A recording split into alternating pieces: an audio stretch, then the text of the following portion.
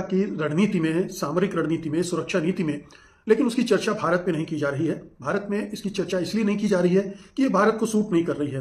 भारत का जो सत्ता प्रतिष्ठान है, जो मीडिया है और जो एक्सपर्ट भारत सरकार की सुरक्षा के लिए तैनात रहते हैं, उन्होंने इस मोर्चे पर, इस मामले में बिल्कुल खामोशी ओढ़ ली है।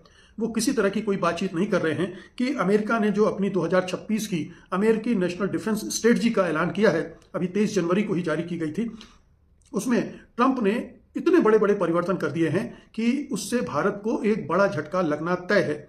लेकिन भारत को यह झटका लगना तय होने के बावजूद उसका कोई रिएक्शन कहीं से नहीं आ रहा है। साफ है कि भारत अब सकते में है, सदमे में है, या भारत के जो रक्षा और विदेश नीति के निर्धारक हैं वो सदमे में है कि अगर ये अमेरिका की जियोपॉलिटिक्स में और अमेरिका की डिफेंस स्ट्रेटजी में इतना बड़ा बदलाव आ गया है तो ये भारत के लिए कितना खतरनाक होगा, भारत इससे कैसे निपट पाएगा। क्योंकि भारत देख रहा है कि एक तरफ तो उसको अमेरिका और अमेरिकी राष्ट्रपति दरकिनार कर रहे हैं और दूसरी तरफ पाकिस्तान का रोल उनकी विदेश नीति में, उनकी कूटनीति में और खासतौर से इस एशिया के हिस्से में पाकिस्तान परस्त ज्यादा होती जा रही है। भारत को बार बार दरकिनार किया जा रहा है। उस पूरे परिदृश्य में, उस पूरे परिप्रेक्ष्य में, उस पूरे बैकग्राउंड के साथ अगर आप नेशनल डिफेंस स्ट्रेटजी देखें अमेरिका की, तो और भी ज्यादा चिंता की बात उभरती है और भी ज्यादा ये संभावनाएं बनती हैं कि इससे भारत के सामरिक और आर्थिक दोनों हित प्रभावित होने जा रहे हैं। सबसे पहली बात तो यह है कि ये जो पूरा डॉक्यूमेंट है तकरीबन 36 पेज का, उसमें एक भी बार भारत का नाम नहीं, भारत नाम का जिक्र ही नहीं है पूरे डॉक्यूमेंट में। अब आप सोचिए कि भारत जो अपने आप को क्षेत्रीय महाशक्ति तो समझता ही है, बल्कि मोदी युग में तो उसे अंतर्राष्ट्रीय महाशक्ति के रूप में प्रस्तुत किया जाता रहा है। प्रधानमंत्री मोदी तो सुपर पावर है ही, उनका देश भी सुपर पावर बना दिया गया था। पिछले अब साल भर से वो बुखार, वो भूत उतरा है, लेकिन ये एहसास कराता है कि अमेरिका भारत को उतना तवज्जो नहीं देता, उतना महत्वपूर्ण नहीं मानता है। और इसके क्या कारण है इस पर भी हम जाएंगे, लेकिन पहली बात तो ये नोट करने की है कि इस पूरे डॉक्यूमेंट में भारत नाम का जिक्र ही नहीं। ये पहली मर्तबा ऐसा हुआ है कि अमेरिका अपनी नेशनल डिफेंस स्ट्रेटजी से भारत को गायब कर दिया, जबकि भारत का महत्व उसके लिए बहुत होना चाहिए। अगर वो अमेरिका चीन को कंटेन करना चाहता है, चीन को रोकना चाहता है, उसको कंटेन करने के लिए कोई एक बड़ा ताकतवर मुल्क अपने हाथ में, अपने साथ में चाहता है, तो भारत का महत्व उसके लिए होना चाहिए था। भारत को उसे दरकिनार नहीं करना चाहिए था। लेकिन इस नेशनल डिफेंस स्ट्रेटजी में ट्रंप ने बहुत सारी चीजें शिफ्ट की हैं, बहुत सारे परिवर्तन ऐसे किए हैं जो पूरी अमेरिका की राष्ट्रीय सुरक्षा नीति में नए बदलाव के संकेत देती हैं। उसमें से पहला संकेत जो हम निकाल सकते हैं भारत के लिहाज से वो यही है कि अमेरिका ने अब भारत को अपना उस तरह का पार्टनर मानना बंद कर दिया है जो बाइडेन के युग तक चला आ रहा था कि चीन को काउंटर करने के लिए हमें भारत की जरूरत है और भारत को अपने साथ रखना जरूरी है। इस लिहाज से भारत का महत्व खत्म हो गया।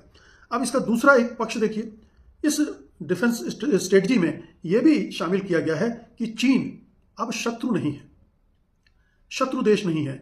चीन से कंपटीशन है, मुकाबला है, ट्रेड के लेवल पर मुकाबला है, लेकिन जहां तक सामरिक या रणनीतिक तौर पर उसके साथ मुकाबला है, वो उसे शत्रु के रूप में नहीं देख रहा है, बल्कि वो ये मान रहा है कि उससे मेल जोल करके शांति प्रयासों के जरिए चीन को कंटेन किया जाए, ना कि युद्ध और सैन्य शक्ति के बल पर उससे कोई मुकाबला किया जाए। तो चीन के बारे में इसे आप कह सकते हैं कि एक रियलाइजेशन भी है कि चीन अब अपने मिलिट्री पावर को इतना बढ़ा चुका है कि अमेरिका को यह एहसास हो गया कि उससे प्रतिस्पर्धा करना ठीक नहीं है और बेहतर होगा कि उससे तालमेल कर लिया जाए, दोस्ती कर ली जाए। दोस्ती तो संभव नहीं है क्योंकि एक म्यान में दो तलवारें तो नहीं रह सकती हैं, लेकिन यह जरूर है कि चीन के साथ जो शत्रुतापूर्ण रवैया अमेरिका का बना हुआ था पिछले कुछ सालों से, उसे फिलहाल ताक पर रख दिया जाए। तो यह साफ है। तो दूसरा महत्वपूर्ण यह भी भारत से जुड़ता है कि अगर अमेरिकी रणनीति में चीन शत्रु के रूप में रहेगा तो उसे भारत की जरूरत पड़ेगी। भारत की जरूरत पड़ेगी तो भारत की अहमियत बढ़ेगी, लेकिन अगर उसने शत्रु के रूप में उसे हटा दिया है तो फिर भारत की अहमियत भी स्वाभाविक रूप से कम हो जाती है, घट जाती है।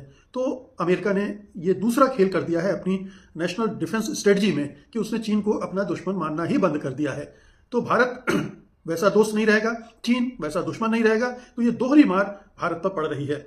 उसने सारे देशों पर दबाव डाल दिया है, न केवल यूरोप के, कि आप अपना रक्षा बजट बढ़ाएं, ज्यादा रक्षा पर खर्च करें, अमेरिका पर निर्भर न रहें। तो ये भारत के लिए तीसरा झटका है कि भारत को अपना रक्षा बजट भी बढ़ाना पड़ेगा। वो अमेरिका से उम्मीद नहीं कर सकता है कि अगर चीन किसी इलाके पर दखल करता है भारत के, तो अमेरिका उसकी मदद करेगा। अमेरिका से मदद की उम्मीद उसे छोड़ देनी पड़ेगी। तो अब भारत के सामने विकल्प क्या है, आप समझ सकते हैं। बेहतर होगा कि वो चीन से वो भी दोस्ती करे, रूस से अपनी दोस्ती को फिर से रिवाइव करे और मजबूत करे, और अपने पड़ोसी मुल्कों के साथ अपने संबंध दुरुस्त करे।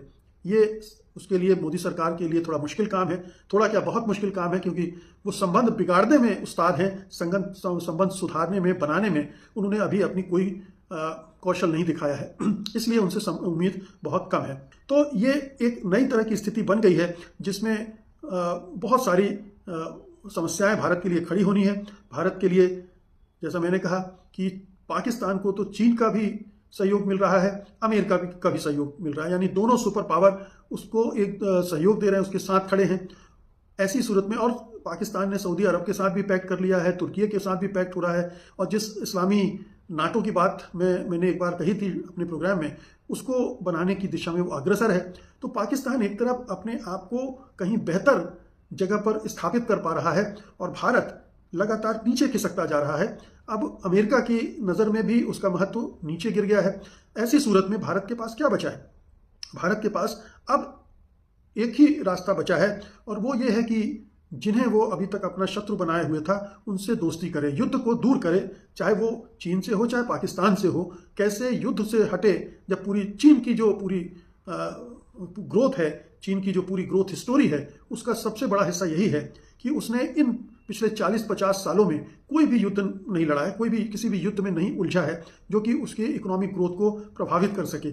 छोटे मोटे झड़पें अलग बात है, लेकिन पूरी जंग उसने कोई नहीं लड़ी है। तो जंग से भाग रहे हैं। ट्रंप भी जंग नहीं लड़ना चाहता, चीन भी। रूस ने जंग लड़ी है यूक्रेन में, और उससे उसको कितना नुकसान हो रहा है ये वो जानता है, ब्लीड कर रहा है अंदर ही अंदर। भले ही पुतिन बोल्ड फेस दिखाएं, लेकिन वो जानते हैं कि रूसी अर्थव्यवस्था को कितना नुकसान पहुंचा है। तो उन्हें भी ये सोचना पड़ेगा कि कैसे युद्ध से बचें, और ये भारत की सबसे बड़ी पॉलिसी होनी चाहिए कि वो कैसे युद्ध को अवॉइड करें। ये जो राष्ट्रवादी माचो होता है ना, 56 इंच की छाती वाला, घर में घुस के मारेंगे टाइप का जो बहादुरी दिखाने की कोशिश होती है, वो अंततः भारत को नुकसान करती, किसी भी देश को नुकसान करती है, भारत को भी करेगी ही, किया ही है। हमने कुछ हासिल नहीं किया ऑपरेशन सिंदूर से, सर्जिकल स्ट्राइक से, फर्जिकल स्ट्राइक से कुछ भी हासिल नहीं हुआ। आतंकवाद वैसे ही चल रहा है। इससे तो बेहतर ये हो कि हम बातचीत करें। तो एक तो ये कि युद्ध से बचना होगा। अगर रक्षा बजट बढ़ाएंगे तो जो हमारा जो खर्च विकास पर होना चाहिए, लोगों को राहत पहुंचाने पर होना चाहिए, वो कम होगा, और उससे भारत की जो ग्रोथ है वो भी प्रभावित होगी।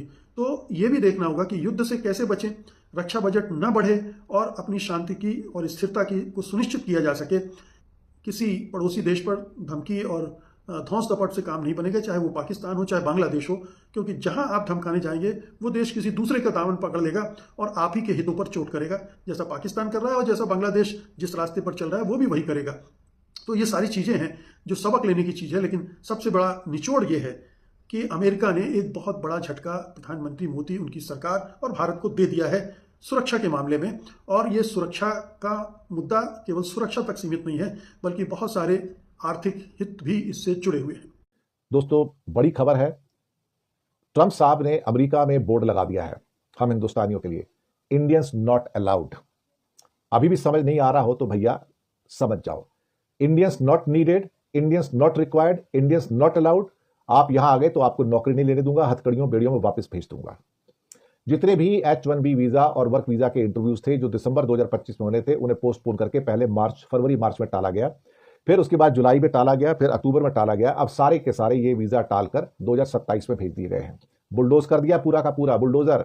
और उनके ऊपर किसी के कहने का, सुनने का कोई असर नहीं होता है। और उनका कहना बड़ा क्लियर है, भैया जी आपकी अमेरिका में जरूरत नहीं है, अमेरिका के जॉब्स, अमेरिका की कंपनियां अमेरिका के लोगों को नौकरियां देंगी, आपके लिए नौकरियां नहीं है। प्रिय भारतीय बोलते ऐसी हैं, प्रिय भारतीय, dear Indians, go out, you are not needed here. Message बहुत क्लियर है। और हम भारतीयों ने भी काफी कोई कसर छोड़ी नहीं, बाहर जाके अमेरिका में भी, वहां भी भगवा आतंकवाद हमने फैलाया है, आरएसएस और बीजेपी के मेंबर बनकर। वहां पे एक आतंकवादी संस्था भी अमेरिका में मैंने सुना है जिसका नाम हिंदू स्वयं सेवक संघ है, वो भी सैफ्रोनाइज्ड है। जी हाँ, इस किस्म की हिंदू स्वयं सेवक संघ नाम की कई संस्थाएं कई देशों में काम कर रही हैं। वो एक किस्म से हिंदू आतंकवाद ही फैला रही हैं, और मुझे कोई हैरानी नहीं होगी कि किस दिन अमेरिका उसको भी एक आतंकवादी ऑर्गेनाइजेशन डिक्लेयर कर देगा। तो साहब अमेरिका बहुत खफा है, दुनिया बहुत खफा है, हम भारतीयों से खफा है, हिंदुस्तानियों से नफरत होती चली जा रही है। और क्योंकि वो कहते हैं तुम लोग आते हो और हमारे लोगों की जॉब खा के चले जाते हो सकता है तुम्हारे पास क्वालिफिकेशन हो सकता है तुम्हारे पास हुनर हो, लेकिन हमारे पास तुम्हारे नौकरी नहीं है। अगर तुम्हारे पास हुनर है तो अपने कंट्री में जाके अपना हुनर यूज करो, हमारे कंट्री में बताओ।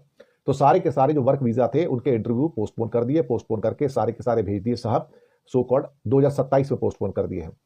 एक किस्म से कहा जाए तो ट्रंप साहब का मैसेज बड़ा लाउड एंड क्लियर है कि Indians not needed, Indians not required. Rather कह दिया गया कि Indians get out from here. अगर आप आए और मैंने पकड़ लिया आपको, भले ही आपके पास ग्रीन कार्ड हो, ये है वो, मैं तो इमिग्रेशन एंड कस्टम्स एनफोर्समेंट के द्वारा आपको उठा के बाहर भेज दूंगा, हथकड़ियों बेड़ियों में डाल के हवाई जहाज भर के वापस भेज दूंगा। रोते रहो, चीखते रहो, मुझे तुम्हारी जरूरत नहीं है। जैसे कि आजकल कई लोग हैं, कई फोटोग्राफ निकल के आए हैं, जो अश्वेत लोग हैं, वो माथे के ऊपर पासपोर्ट बांधकर घूम रहे हैं कि भैया हम अमेरिकन नागरिक हैं, हम कोई दूसरे नहीं है। तो साहब इन हालातों में कब हम हिंदुस्तानियों को वापस हथकड़ियां बेड़ियां डाल के वापस भेजा जाएगा, कुछ पता नहीं है। इसलिए अमेरिका का ख्वाब हिंदुस्तानियों के लिए टूट चुका है।